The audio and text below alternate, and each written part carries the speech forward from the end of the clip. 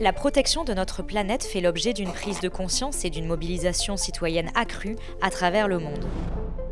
Les décideurs sont appelés à agir, au travers par exemple du Pacte vert en Europe ou bien des COP organisées par l'ONU.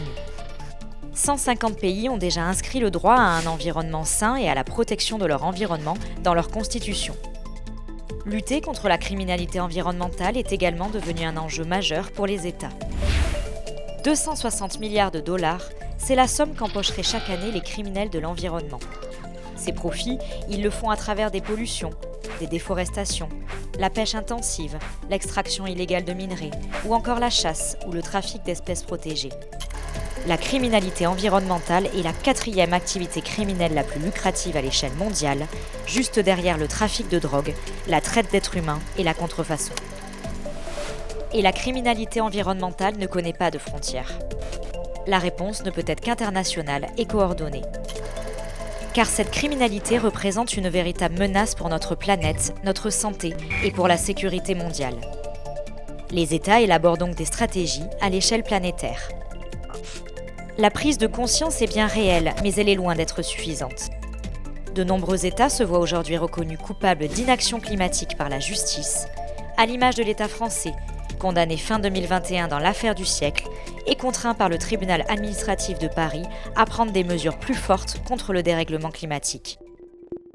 Pour faire face à cette demande de justice, les États s'organisent.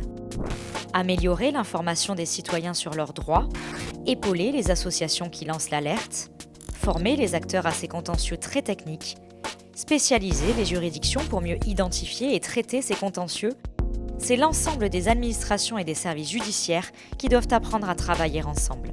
Cela constitue souvent une approche inédite. Expertise France est là pour accompagner les gouvernements dans la mise en œuvre de politiques publiques plus respectueuses de l'environnement et dans le renforcement de leur système judiciaire. En Amérique latine, 18 États se sont unis pour lutter contre la criminalité environnementale. Ils bénéficient de l'appui du programme El Pacto, financé par l'Union européenne et mis en œuvre par Expertise France et la FIAP. Ils ont renforcé leur coopération sur le terrain par la création de réseaux spécialisés. En Afrique et en Asie, le programme BioDev 2030 soutient 16 pays dans la préservation de la biodiversité et des écosystèmes.